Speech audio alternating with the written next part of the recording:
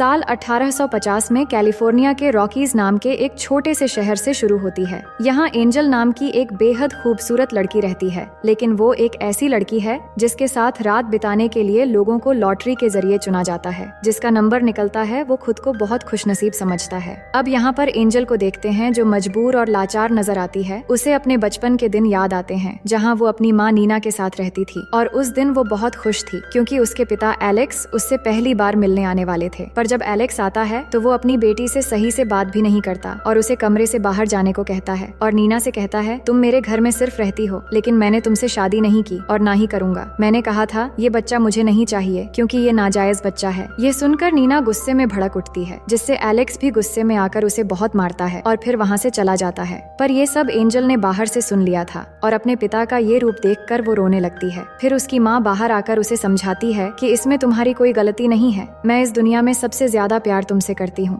अब कुछ दिन बाद नीना को एलेक्स से एक खत मिलता है जिसमें लिखा होता है कि उसने उनके लिए सभी रास्ते बंद कर दिए हैं, उसने घर भी बेच दिया है और उनसे कभी ना मिलने का फैसला कर लिया है। इसके बाद नीना अपनी बेटी को लेकर घर छोड़ देती है और अपना गुजारा करने के लिए अपने सारे गहने बेचने के लिए जॉन नाम के एक जौहरी के पास जाती है। लेकिन जॉन कहता है कि ये गहने नकली हैं, जिनकी कोई कीमत नहीं है, लेकिन तुम खुद बहुत कीमती हो। अगर तुम मेरे लिए काम करोगी तो तुम्हें पैसे मिल सकते हैं और यहाँ रहने की जगह भी मिल जाएगी। नीना अपनी मजबूरी की वजह से जॉन की बात मान लेती है। इसके बाद जॉन सबसे पहले नीना से इंटीमेट होता है और फिर उसे काम पर लगा देता है ताकि वो दोनों पैसे कमा सकें। लेकिन कुछ ही दिनों बाद नीना को एक गंभीर बीमारी हो जाती है और कुछ दिनों में उसकी मौत हो जाती है। अपनी माँ को इस हालत में मरते देख एंजल बहुत रोती है, लेकिन वो खुद भी बेसहारा थी। अब आगे एंजल किस तरह शहर के लोगों के बीच एक महंगी लड़की बनती है ये हमें आगे पता चलेगा। अब कहानी प्रेजेंट में आती है जहाँ हम माइकल नाम के एक किसान को देखते हैं। वो अपने खेतों का सारा काम अकेले करता है और एक समझदार और धार्मिक लड़का है जो रोज चर्च जाकर प्रार्थना करता है। पर आज वो गॉड से अपने लिए एक लाइफ पार्टनर मांगता है जो उसे सच्चा प्यार करे और हमेशा उसका साथ दे। उसी दिन शाम को जब माइकल अपना सामान बेचने के लिए शहर जाता है तो उसकी नजर एंजल पर पड़ती है जो घूमने के लिए बाहर निकली थी, और पहली ही नजर में एंजल उसे बहुत अच्छी लगती है। माइकल अपने दोस्त से एंजल के बारे में पूछता है तो वो बताता है कि एंजल इस शहर के एक पैलेस में रहती है और वो यहाँ की सबसे खूबसूरत और महंगी लड़की है जिसके साथ रात बिताने के लिए लोगों की लाइन लगी रहती है। ये सुनकर माइकल को अजीब लगता है, लेकिन वो सोचता है कि चाहे उसका बैकग्राउंड कुछ भी हो, एक बार उससे जरूर मिलना होगा। अब शाम को जब एंजल की एक शिफ्ट खत्म होती है तो वहाँ की बॉस डचेस का एक बॉडीगार्ड आता है जो हर शिफ्ट के बाद कमाई लेने आता है, लेकिन उसे कमाई कम लगती है, इसलिए वो एंजल से बदतमीजी से पूछता है, तुमने और सोना कहाँ छुपाया है? एंजल भी गुस्से में आकर उसे गालियाँ देती है, जिसके बाद वो उसे पीटना शुरू कर देता है और उसे बाथटब में डुबोने लगता है। तभी डचेस वहाँ आकर उसे रोकती है और बॉडीगार्ड से कहती है, अगर एंजल को एक खरोंच भी आई तो नीचे खड़े लोग तुम्हें नहीं छोड़ेंगे। अब गुस्सा छोड़ो और जल्दी उसे दूसरे शिफ्ट के लिए तैयार करो। थोड़ी देर बाद एंजल फिर से अपने काम के लिए तैयार होती है और इस बार माइकल उससे मिलने आता है। एंजल उससे पूछती है, मैं तुम्हें कैसे खुश कर सकती हूँ? तो वो कहता है, मैं तुमसे सिर्फ बात करने आया हूँ, मैं दूसरों की तरह नहीं बल्कि एक किसान हूँ और अपने फार्म पर काम करता हूँ। फिर वो एंजल को शादी का प्रपोजल करता है, लेकिन एंजल ये सुनकर हंस पड़ती है और कहती है, ये इस हफ्ते का 5वां प्रपोजल है। मेरे पास ऐसे कई लोग आते हैं जो मीठी मीठी बातें करते हैं। अब माइकल का समय खत्म हो जाता है और एंजल उसे रूम से बाहर निकाल देती है, लेकिन अगले दिन माइकल 2 गुना पैसे देकर एंजल से फिर मिलने आता है। वो एंजल से कहता है, मुझे पहली नजर में ही तुमसे प्यार हो गया था और मैं चाहता हूँ कि तुम मेरे साथ चलो, हम शादी करके हमेशा साथ रहेंगे। एंजल उसकी बातों को सीरियसली नहीं लेती है और कहती है, तुम अपना पैसा और समय दोनों बर्बाद कर रहे हो, इसलिए मेरे पास आओ और अपना काम खत्म करके यहाँ से चले जाओ। मैं कभी भी हमेशा के लिए तुम्हारी नहीं हो सकती। इतने में माइकल का समय खत्म हो जाता है और फिर से वही बॉडीगार्ड आता है और माइकल को जाने के लिए कहता है। अब आगे माइकल का दोस्त उसे समझाने की कोशिश करता है कि एंजल उसके लिए सही नहीं है, लेकिन माइकल कहता है, मैं एक बार और ट्राई करना चाहता हूँ। फिर शाम होते ही फिर से एंजल से मिलने पहुँच जाता है। इस बार वो एंजल को अच्छे से समझाने की कोशिश करता है और कहता है, मुझे समझ नहीं आता कि तुम इस नरक जैसी जिंदगी में क्यों रहना चाहती हो। क्या तुम्हें मेरे लिए कुछ भी महसूस नहीं होता या फिर तुम्हारे दिल में कोई फीलिंग्स ही नहीं है? फिर माइकल उसे प्यार से किस करता है और कहता है, क्या अब भी तुम्हें मेरा प्यार महसूस नहीं हो रहा? एंजल जवाब देती है, मैं तुमसे प्यार नहीं करती और ना ही शादी करना चाहती हूँ, तुम बस एक मामूली किसान हो और कुछ नहीं। ये सुनकर माइकल को बुरा लगता है और वो चुपचाप वहाँ से चला जाता है। अब कहानी फिर से एंजल के बचपन में चली जाती है। जब एंजल की माँ का निधन हो गया था तब जॉन नाम का वो जौहरी एंजल को एक दूसरे शहर में ले गया था। वो उसे बेचने के लिए लाया था, लेकिन वहाँ काम करने वाली सैली नाम की एक लड़की जॉन से रिक्वेस्ट करती है कि इस लड़की को कहीं और ले जाओ, ये जगह उसके लिए सही नहीं है। लेकिन जॉन नहीं मानता और एंजेल को बॉस के कमरे में ले जाता है। थोड़ी देर बाद यहाँ का बॉस ड्यूक आता है। फिर जॉन कहता है इस लड़की को ले लो और मुझे मेरा पैसा दे दो, लेकिन ड्यूक के इशारे पर उसके आदमी जॉन को मार देता है। ये देखकर एंजल डर जाती है, लेकिन ड्यूक कहता है अब से तुम मेरे लिए काम करोगी, और इस तरह वो एंजल को डरा धमका कर वहाँ रख लेता है। कुछ सालों में जब एंजल बड़ी हो जाती है तो ड्यूक उसे इस काम में लगा देता है। एंजल के दिल से अब डर नाम की चीज खत्म हो चुकी थी और उसे विश्वास हो गया था कि दुनिया के सारे मर्द एक जैसे होते हैं, लेकिन फिर भी वो मजबूर थी। अब एक दिन वहाँ पर एलेक्स आता है, पर वो नहीं जानता था एंजल उसकी बेटी है। फिर जब एंजल को लेकर कमरे में जाता है तो वो उसे अपनी सच्चाई बताती है, जिससे एलेक्स को एहसास होता है कि उसी की वजह से उसकी बेटी की जिंदगी बर्बाद हो गई है। इसलिए वो खुद को दोषी मानते हुए आत्महत्या कर लेता है। इसी बीच सैली एंजल को कुछ पैसे देकर वहाँ से भागने में मदद करती है। जब ड्यूक को ये पता चलता है तो वो गुस्से में सैली की हत्या करवा देता है। एंजल को एक शिप पर बैठते हुए दिखाया जाता है, जिससे वो शहर से दूर जा रही होती है। शिप में कुछ और लड़कियां भी होती हैं जो उससे बातें करती हैं, लेकिन जब एंजल दूसरी शहर रॉकीज में पहुंचती है तो वो लड़कियां उसे पीट कर बेहोश कर देती हैं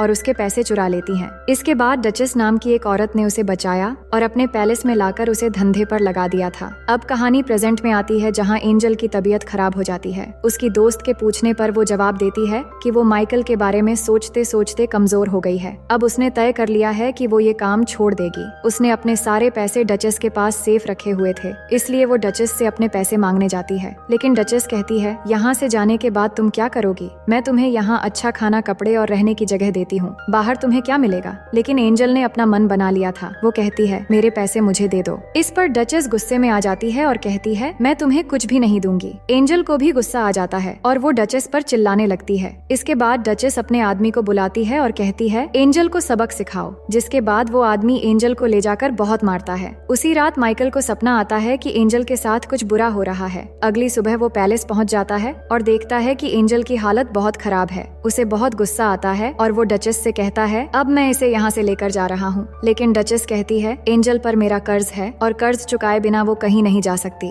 जो सुनकर माइकल डचेस को एंजल के कर्ज से 3 गुना ज्यादा पैसे दे देता है। फिर वो एंजल को अपनी माँ की अंगूठी देकर कहता है क्या तुम मुझसे शादी करोगी? जिस पर एंजल हाँ कहती है। इसके बाद माइकल एंजल को अपने फार्म पर ले जाता है। मार की वजह से उसकी हालत बहुत खराब थी। वो माइकल से कहती है तुमने डचेस को बहुत सारे पैसे दे दिए। माइकल कहता है उसकी परवाह मत करो, मुझे बस तुम्हें उस जगह से बचाना था। लेकिन एंजल वो अंगूठी वापस कर देती है और कहती है मैं ठीक होने के बाद तुम्हारे सारे कर्ज चुका दूंगी और फिर यहाँ से चली जाऊंगी, पर मैं शादी करके किसी की गुलाम नहीं बनूंगी। माइकल ये सुनकर हंसता है और कहता है शादी करना कोई गुलामी नहीं है। फिर वो उसे पहनने के लिए कुछ कपड़े देता है, जिस पर एंजल पूछती है क्या ये तुम्हारी वाइफ के हैं? माइकल कहता है ये मेरी बहन के थे, पर 1 साल पहले उसकी मौत हो गई। अब उसका पति पॉल और मैं यहाँ रहते हैं, लेकिन इस समय पॉल दूसरे शहर में है। इसके बाद एंजल उठने की कोशिश करती है, पर उसकी हालत खराब होने की वजह से वो गिर जाती है। फिर माइकल उसका ख्याल रखने लगता है और इस तरह 3 हफ्ते गुजर जाते हैं, जहाँ एंजल अब ठीक हो चुकी थी। अब रात के समय जब माइकल उसे देखने आता है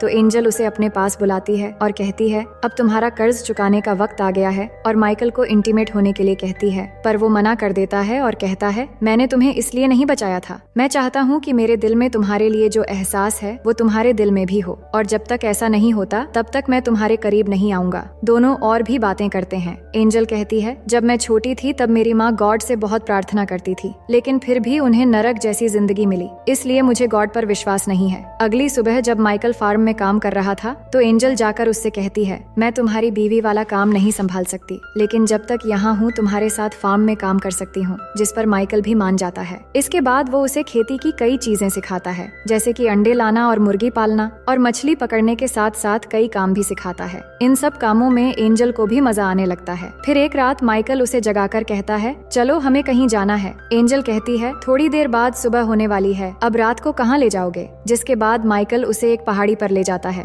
और वहाँ से खूबसूरत सनराइज दिखाता है और कहता है मैं तुम्हें ऐसी ही जिंदगी देना चाहता हूँ जिसमें बहुत सारे रंग होंगे, ठीक इसी सनराइज की तरह। एंजल कहती है अगर तुम मेरी जिंदगी का आधा सच भी जान लोगे तो मुझसे नफरत करने लगोगे। इस पर माइकल कहता है वो जिंदगी तुमने नहीं चुनी थी, लेकिन अब तुम अपनी मनचाही जिंदगी चुन सकती हो। पर एंजल कहती है मुझे पता भी नहीं कि मैं यहाँ पर क्यों हूँ। तुम मुझे अपनी बीवी तो मानते हो पर मेरे करीब नहीं आते। माइकल बताता है मैं बस इंतजार कर रहा था तुम्हारे दिल में वो एहसास होने का जिसके बाद दोनों किस करने लगते हैं। फिर दोनों घर चले आते हैं। घर आकर माइकल पहली बार एंजल के साथ इंटीमेट हो जाता है और दोनों इस पल को बहुत एंजॉय करते हैं। अब अगले दिन फार्म में पॉल आता है और माइकल से मिलता है। पॉल अपने काम के लिए दूसरे शहर गया था और वो बहुत दिनों बाद लौटा है। दोनों एक दूसरे का हालचाल पूछते हैं और माइकल कहता है कि मैंने शादी कर ली है। इसके बाद वो जब पॉल को एंजल से मिलवाने ले जाता है तो पॉल उसे देखकर पहचान लेता है, पर इस वक्त वो कुछ भी नहीं कहता। फिर माइकल के जाने के बाद वो एंजल से बात करता है और कहता है, मैं अच्छे से जानता हूँ कि तुम कौन हो और किस तरह का काम करती हो। माइकल बहुत ही अच्छा लड़का है, उसे एक अच्छी बीवी मिलनी चाहिए, ना कि तुम जैसी। एंजल कहती है वो खुद मेरे पास आया था और सब जानने के बाद ही उसने मुझे अपनाया और ये बात तुम्हें भी एक्सेप्ट कर लेनी चाहिए। लेकिन पॉल नहीं मानता और यहाँ से माइकल के पास जाता है और एंजल के बारे में बताने लगता है कि वो एक घटिया लड़की है और उसके बारे में उल्टा सीधा बोलने लगता है। तो माइकल उसे एक पंच मार देता है और कहता है, अगर तुम मुझे भाई जैसा मानते हो तो एंजल को भी एक बहन जैसी माननी पड़ेगी। फिर उसे सॉरी भी कहता है और समझाता है, तुम चाहो तो शहर जाकर एक नया बिजनेस शुरू कर सकते हो और पहले की तरह अच्छे से जी सकते हो। नेक्स्ट सीन में एंजल और माइकल को एक साथ देखते हैं। माइकल कहता है, अगले दिन पॉल शहर जा रहा है और उनके बीच जो हुआ वो भी बताता है। फिर एंजल के पास आकर कहता है, मुझे तुम्हारे साथ पूरी जिंदगी बितानी है। मैं चाहता हूँ कि हमारे बच्चे हो और हम पूरी जिंदगी खुश रहे। पर एंजल माँ नहीं बन सकती थी और ये बात अब तक माइकल को नहीं पता थी। अब यहाँ पर हमें एंजल का पास्ट दिखाया जाता है कि वो एक बार प्रेग्नेंट हो गई थी और ऐसा फिर से न हो, इसलिए ड्यूक ने एक डॉक्टर को बुलाया और जबरदस्ती एंजल को पकड़कर उसका अबॉर्शन करवा दिया ताकि वो कभी भी माँ न बन पाए। अब दूसरे दिन से एंजल फार्म के सारे कामों को अच्छे से करने लगती है और उसने फिशिंग करना भी सीख लिया था क्योंकि वो कहीं न कहीं माइकल के प्यार को समझने लगी थी। पर अभी भी वो खुद को दोषी मान रही थी क्योंकि उसके अतीत की कड़वी सच्चाइयों के बारे में माइकल को कुछ नहीं पता था, इसलिए वो खुद को माइकल के काबिल नहीं मान पा रही थी। फिर वो दोनों एक रास्ते से गुजरते समय कुछ लोगों को देखते हैं। वो एक फैमिली थी और उनकी माँ एलिजाबेथ प्रेग्नेंट थी। उनका अपना घर नहीं था और वो किसी दूसरी जगह रहने के लिए जा रहे थे। तो माइकल और एंजल उनका ख्याल रखने के लिए उन्हें घर ले आते हैं और उन्हें खाना देते हैं। वो उनकी बहुत शुक्रगुजारी होते हैं और उनकी मरियम नाम की एक बड़ी बेटी भी थी जो एंजल से पूछती है, तुम और माइकल कैसे मिले थे? तो वो उसे बता देती है कि वो पहले क्या थी और किस तरह वो मिले थे और इसी बीच दोनों अच्छे फ्रेंड्स बन जाते हैं। अब ऐसे ही समय गुजरने लगती हैं और एलिजाबेथ एक बेटे को जन्म देती है जिससे सभी बहुत खुश होते हैं। माइकल और मरियम दोनों मिलकर उस बच्चे का ख्याल रख रहे थे जो देखकर एंजल को लगता है कि मरियम और माइकल की जोड़ी बहुत ही अच्छी रहेगी। फिर रात को मरियम के पिता सबको बताते हैं कि उन्होंने पॉल से कुछ जमीन खरीद ली है और अब वो सब मिलकर यही रहेंगे। अगले दिन जब माइकल और एंजल खेत में होते हैं तो एंजल कहती है, मरियम बहुत ही प्यारी लड़की है और तुम दोनों की जोड़ी बहुत अच्छी लगेगी। इस पर माइकल कहता है, मैं सिर्फ तुमसे प्यार करता हूँ और हमारे बीच कोई भी नहीं आ सकता। इसके बाद एंजल उसे वो सच बता देती है कि ड्यूक ने एक डॉक्टर से जबरदस्ती उसका ऑपरेशन करवाया था जिससे वो अब कभी भी माँ नहीं बन सकती। मगर माइकल कहता है, तुम जैसी भी थी इससे फर्क नहीं पड़ता, मैं तुमसे बहुत प्यार करता हूँ और ये कभी भी नहीं बदलेगा और हमें कभी भी उम्मीद नहीं छोड़नी चाहिए क्योंकि कभी भी कुछ भी हो सकता है। पर एंजल ने ये मान लिया था कि ऐसा कुछ भी नहीं होगा, ना वो कभी माँ बन सकती है और ना ही माइकल की एक अच्छी बीवी। उसके बाद हम दोनों को डिनर करते हुए देखते हैं जहाँ एंजल कहती हैं कि मुझे उस जगह ले चलो जहाँ पर हमने सनराइज देखा था। फिर दोनों वहाँ जाकर सनसेट देखते हैं और उस पल को यादगार बनाने के लिए दोनों वहीं पर इंटीमेट हो जाते हैं। फिर अगली सुबह एंजल मरियम के लिए एक लेटर लिखती है और उसमें माइकल की अंगूठी रखकर सबके जागने से पहले एक आदमी के साथ शहर चली जाती है। इसके बाद मरियम को वो लेटर मिलती है जिसमें लिखा होता है कि माइकल और मरियम की एक खूबसूरत जोड़ी बन सकती है और वो हमेशा खुश रहेंगे। फिर मरियम वो लेटर माइकल को दिखाती है और कहती है, तुम्हें जाकर उसे रोकना चाहिए। पर माइकल कहता है, मैंने उसके लिए सब कुछ किया और उसे अपने प्यार का एहसास भी दिलाया। अब ये उसकी जिंदगी है और वापस आने का फैसला भी उसी को करना होगा। वही एंजल शहर के एक होटल में पहुंचती है और होटल ऑनर से कहती है, अगर आपको किसी कुक की जरूरत है तो मैं वो काम कर सकती हूँ, पर मुझे यहाँ रहने के लिए जगह भी चाहिए। ये सुनकर होटल ऑनर मान जाता है। अब एंजल वहाँ काम पर लग जाती है, पर उसी दिन ही ड्यूक का एक आदमी उसे वहाँ काम करते हुए देख लेता है। उसी रात को होटल में आग लग जाती है और सब कुछ जल जाता है। अगले दिन एंजल जले हुए सामानों को समेट रही थी, तभी उसके सामने ड्यूक आता है। ड्यूक वही आदमी है जिसने एंजल को बचपन में जॉन को मारकर अपने कब्जे में किया था। अब उसने इस शहर में आकर अपना वही धंधा शुरू किया है जिसके बारे में एंजल नहीं जानती थी। वो एंजल को अपने साथ चलने के लिए कहता है, पर वो कहती है कि तुम मुझसे जबरदस्ती नहीं कर सकते। इसके बाद ड्यूक बताता है, कल रात होटल में मैंने ही आग लगवाई थी। अब अगर तुम नहीं मानती तो मैं इस होटल ओनर को भी मरवा दूंगा। इसके बाद एंजल ना चाहते हुए भी उसके साथ चली जाती है, लेकिन वहाँ जाकर देखती है कि ड्यूक के पास 2 छोटी छोटी लड़कियां हैं जिनके साथ वो उसी की तरह जबरदस्ती काम करवाता है। ये देखकर एंजल कहती है कि तुम बड़ी लड़कियों को हैंडल नहीं कर सकते, इसलिए छोटी बच्चियों को लाकर उन पर जुल्म करते हो। ड्यूक उसे धमकाते हुए कहता है, अगर तुम मेरे खिलाफ गई या भागने की कोशिश की तो मैं तुम्हें मार डालूंगा। अब जल्दी से तैयार हो जाओ, मुझे तुम्हें सबके सामने ले जाकर दिखाना है। इसके बाद वो एंजल को स्टेज में ले जाकर सबको दिखाना चाहता था, पर इसी बीच एंजल पहली बार गॉड से प्रे करती है कि अगर आप सच में हो तो उन छोटी बच्चियों के लिए ही सही मेरी मदद करो और मुझे सच बोलने की शक्ति दो। इसके बाद ड्यूक उसे सबके सामने स्टेज पर ले जाता है, लेकिन वो स्टेज में खड़ी होकर सब लोगों को बता देती है कि किस तरीके से ड्यूक छोटी लड़कियों के साथ जुल्म करता है और अपनी कहानी भी बता देती है। ये सुनकर ड्यूक सबको बताता है कि ये झूठ बोल रही है और स्टेज से एंजल को जबरदस्ती एक कमरे में ले जाता है और वहाँ उसे मार देने ही वाला होता है। तभी ड्यूक का एक आदमी आकर उसे गिरा देता है, क्योंकि वो आदमी ड्यूक के क्रूर तरीके से तंग आ चुका था। इसलिए वो एंजल को भागने के लिए कहता है। अब एंजल जल्दी से उन दोनों बच्चियों के कमरे में जाकर उन्हें बचाकर बाहर भागने लगती है। ये देखकर सभी लोग समझ जाते हैं कि ड्यूक तो सच में एक बेरहम है जो छोटी बच्चियों के साथ जुल्म करता है। जिसके बाद सभी लोग भड़क जाते हैं और ड्यूक को मारने के लिए बढ़ने लगते हैं। ड्यूक भाग रहा होता है, लेकिन सभी लोग उसे चारों तरफ से घेर लेते हैं और उसे पकड़कर फांसी देकर मार डालते हैं। अब आगे इस घटना के 3 साल बाद के समय दिखाया जाता है, जहाँ पर हम पॉल को एक दूसरे शहर में देखते हैं। यहाँ पर अचानक वो एंजल को देखता है, फिर उसका पीछा करते हुए एक बड़े स्कूल में पहुँच जाता है। अंदर जाकर इंक्वायरी करता है तो एंजल उसे मिल जाती है। इसके बाद वो एंजल से पूछता है कि ये सब क्या है और तुम यहाँ पर क्या कर रही हो। एंजल बताती है कि ये एक स्कूल है जहाँ मेरी तरह जो लड़कियाँ नई शुरुआत करना चाहती हैं उन्हें यहाँ शिक्षा दी जाती है।